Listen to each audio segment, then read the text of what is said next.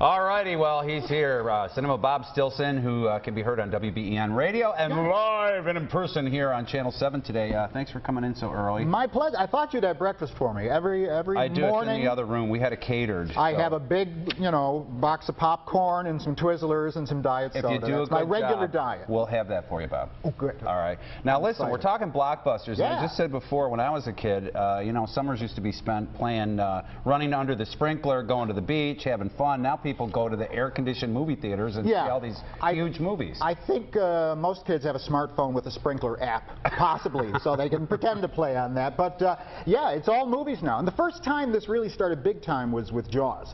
In 1975, because it used to be movies would open slowly across the country, but with Jaws they thought, gee, what if we opened it like in a bunch of theaters at once, which they really hadn't done before, and they opened it at 500 theaters, and it made $5 million in one weekend and blew everybody's mind. That was huge then. Huge. So now you've got movies that open in like 4,000 screens. Yeah, but they make like $200 million in a weekend, but the movie costs $300 million to make. Yeah, so they're still, And because it is so front-loaded now, as far as opening in so many screens at once, you've got to make your money that first weekend, because the movie-going audience has really developed attention deficit disorder. It is a national tragedy, because they'll be like, oh my gosh, Amazing Spider-Man 2, this is the best movie I ever saw in my life. I'm going to watch this all summer long. Godzilla, forget Spider-Man. I want to watch Godzilla. X-Men, ooh, let's go see X-Men. They fall very quickly now. Well, so you mentioned some of the big blockbusters that are, some of them out, some of them still coming out. X-Men, is that out already? X-Men was out, has done about $206 million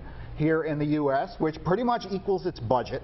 Very expensive film to make, a very good film, but the foreign box office has become more important than ever, because while it's done $200 million here, it's done $456 million overseas. Wow. So we're talking $662 million in about 3-4 weeks. That's not bad. And Amazing Spider-Man's making the big bucks. Yeah, that's done very similar dollars here, and Spider-Man is also something that is stronger overseas as a brand than it actually is here in the U.S. But you also have the case with movies like Spider-Man and X-Men, where it's not only a movie, it's also an advertisement for all the merchandising. I mean, George Lucas has made much more money off the Star Wars merchandising than he ever made off any of the films. Plus, Spider-Man is a reboot. They already did. Didn't they do 1, 2, and 3, and now this is a reboot? And well, it's completely different, because the ones in 2000 and all that,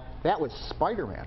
Wow. This is the Amazing Spider-Man. Oh, so it's different. So in 5 years, we'll have the reboot of the really, really Amazing Spider-Man, and that'll probably star Justin Bieber or something like that. Now, the other two big blockbusters, Godzilla. Which I loved. I loved. Just a great movie. It was a blast. See, now, I'm not that excited about seeing that. I remember the one with Raymond Burr from 1984. Well, I tell you, one of the things... That was my favorite. But one of the things they really did right with this is, and who knew, that Raymond Burr would eventually take on the body type of Godzilla as he got older. That was a surprise for me. And what about Godzilla? One thing they did, even though he is CGI and computer and all that, they still gave him the feel of a man in a big rubber suit. Oh, that's good. That's good. For old time's sake. And Maleficent. Well, Maleficent is a lot more fun if you say it with a lisp.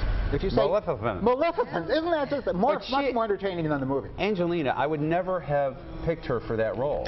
And yet she's perfect. It's going to be her highest grossing film ever. It's about to go right past Mr. and Mrs. Smith. Maleficent and How to Train Your Dragon 2. Two movies that people with little kids should keep in mind. They're very entertaining, especially Dragon. Dragon's fantastic, but a little dark.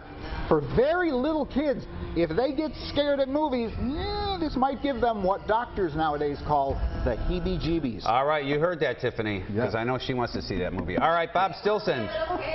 Cinema Bob Stilson, we're going to thank you and serve you breakfast here shortly, all right? All right. And you can hear Bob on WBEN Radio on Fridays. On Fridays at 11 and on demand anytime on WBEN.com. All right.